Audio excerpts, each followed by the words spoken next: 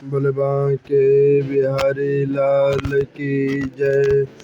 नारद जी कहने लगे कि हे राजा पृथु, कार्तिक कृष्ण त्रयोदशी की शुक्ल द्वितीया तक यमराज को प्रश्न करने के लिए दीपक जलाना चाहिए। इससे अकाल मृत्यु आदि नहीं होती है। चतुर्दशी को नरक चतुर्दशी भी कहते हैं।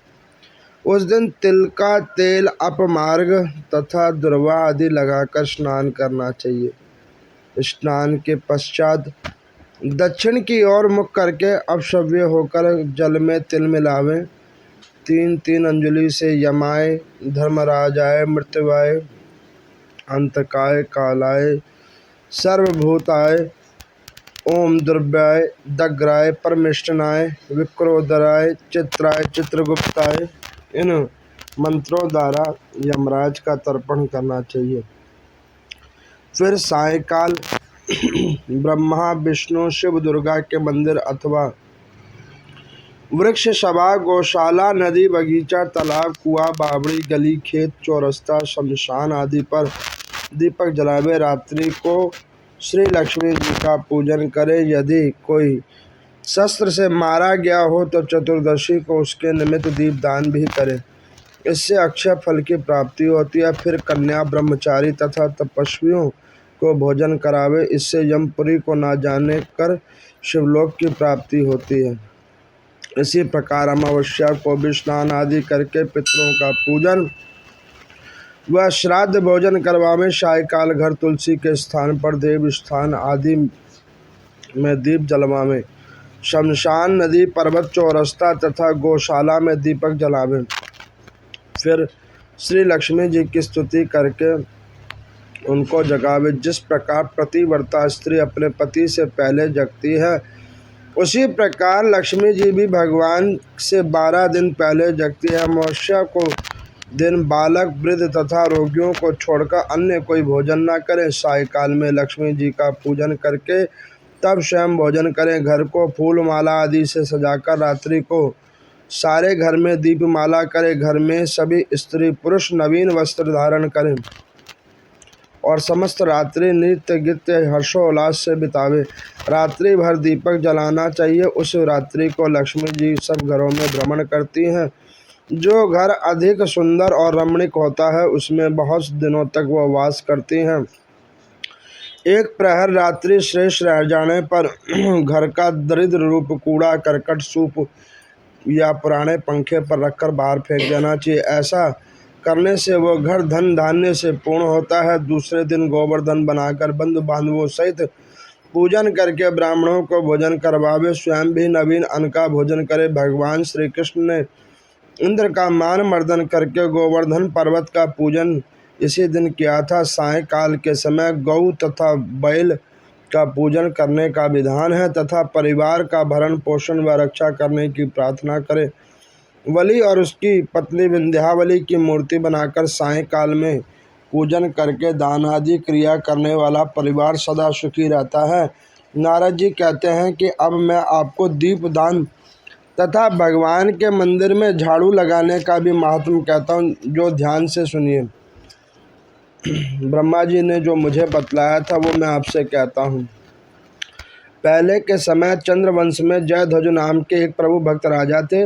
राजा स्वयं मंदिर में जाकर झाड़ू लगाते, दीप जलाते। एक समय वितिहोत्र नाम वाले राजपुरोहित स्वयं राजा को ये कर्म करते देखा तो विस्मय के साथ पूछने लगे कि प्रभु, आप भगवान को प्रश्न करने के और भी अनेक भक्ति के कार्य हैं, परंतु आपकी श्रद्धा मंदिर में साफ सफाई और दीपक जलाने में इतनी अधिक क्यों है? कृपा करके इसका कारण कहिए। तब राजा हाथ जोड़कर बड़े नम्र भाव से कहने लगे कि महाराज, इस संबंध में मेरे पूर्व जन्म का एक इतिहास, विस्मयकारी इतिहास है, जो भगवत कृपा से मुझे इस जन्म में भी स्मरण है। सतयुग में स्वरोचिष मनु के अंतर में वेद तथा वेदांगनाओं को जानने वाला एक ब्राह्मण था, जो महान विद्वान होते हुए भी खोटे कर्म करता था। इन खोटे कर्मों के कारण उसके सभी बंधु बांधवों ने उसका परित्याग कर दिया था।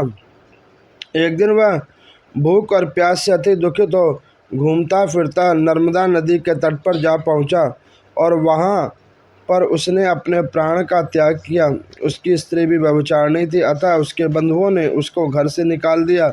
उसके गर्भ में दंडकेतु नाम वाले महापापी मैं उत्पन्न हुआ था, परंतु स्त्री तथा पैसे के अभाव में मैंने गौ पशु अनेक मनुष्यों की हत्याएं की। एक रात्रि को किसी दूसरे मंदिर में दूसरे की स्त्री की भोग की इच्छा से एक सूने मंदिर में गया। वहां जाकर कपड़े के स्थान को साफ किया, दीपक जलाया। इतने में इस शून्य मंदिर में दीपक जलता हुआ देखकर गांव के रक्षक आए। उन्होंने मुझे चोर समझ लिया, डाकू समझकर लाठियों से मार डाला। देह से प्राण निकल गए। भगवान के दूत वहां आए, उन्होंने मुझको सुंदर विमान में बिठाकर बैकुंठ को ले गए। कार्तिक के महीने में भगवान के मंदिर में दीपक जलाने तथा झाड़ू देने से मुझे इतना फल मिला कि कई कल्पों तक स्वर्ग के सुख भोग कर फिर चंद्रवंश में मैंने जन्म लिया। यदि श्रद्धा और भक्ति पूर्वक कार्तिक के महीने में ये सब कार्य किए जाएं तो उसके पुण्य का क्या कहना है, उसका फल ही अनंत है। नारद जी कहते हैं कि राजा पृथु, अब दूसरे के दीपक को जलाने का भी महात्मा आप सुन लीजिए। मनु के वंश में रेवत नाम के एक राजा थे। भद्रबुद्धि नाम वाला उनका पुत्र था। फिर उसके यहाँ पर महाप्रकर्मी सुदर्शन नाम के पुत्र उत्पन्न हुए थे। भद्रबुद्धि की राजधानी नर्मदा नदी के तट पर महेंद्र पर्वत पर थी। एक समय सुदर्शन वन में शिकार खेलने के लिए गए। अपने साथियों के साथ घूमते फिरते उस समय नदी के उस पार एक सुंदर कन्या को देखा। तब अपने साथियों को वहीं पर छोड़कर घोड़े पर सवार होकर सुदर्शन तत्काल नदी के उस पार जा पहुँचे। उस रूपवती कन्या को देखकर वो मोहित हुए। कन्या भी स्वभाव युक्त उस बलशाली वीर पुरुष को देखकर लज्जा को प्राप्ति। फिर सुदर्शन ने पूछा कि उस कन्या को पूछा कि आप किसकी पुत्री हैं और यहाँ क्या कर रहे हैं। तो उन्होंने कहा कि गौड़ राजा की पुत्री और मदननासा मेरा नाम है। अपनी सखियों के साथ क्रीड़ा करने यहाँ पर हम आए हैं। तत्पश्चात उन दोनों ने गंधर्व रीति से वहीं पर अपना विवाह किया। कुछ समय तक नर्मदा नदी के तट पर विहार करने पर पुनः अपने घर पर आकर आनंद पूर्वक रहने लगे। कुछ समय बाद राजा भद्रबुद्धि ने अपने पुत्र सुदर्शन को राज्य सौंपकर वन चले गए।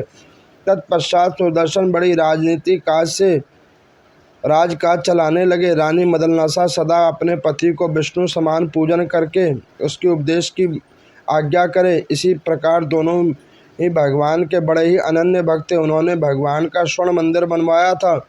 दोनों ही उसमें भगवान का पूजन और दीपदान क्या करते थे। एक समय रानी मंदिर में दीपक जला रही थी। उसी से राजा ने उनको बुलवाया, परंतु दीपक जलाकर आने में रानी को कुछ देरी होगी। तब सुदर्शन ने क्रोधवश में आकर रानी से कहा, तुम तो कह रही थी कि पति ही स्त्री का देवता है, फिर इस दीपदान में इतनी देर लगाकर तुमने मेरा अनादर क्यों किया। यदि देर आने का कोई और गुप्त वार्ता है तो वो कहो। तो सती साध्वी मदननासा ने बड़े मीठे वचनों में कहा कि प्रभु, मैं दीपदान का महत्व आपसे कहते हूँ।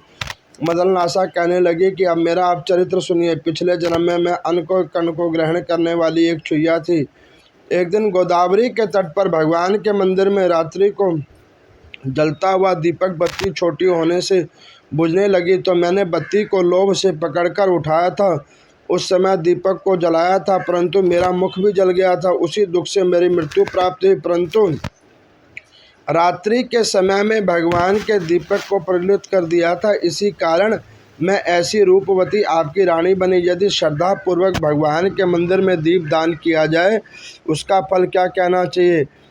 अपनी रानी के मुख से यह सुदर्शन जी ने सुना और कार्तिक मास के व्रत करके आजीवन भगवान के मंदिर में दीपदान करा और मंदिर की साफ सफाई की, जिसको करके वो अंत में बैकुंठ को प्राप्त किया।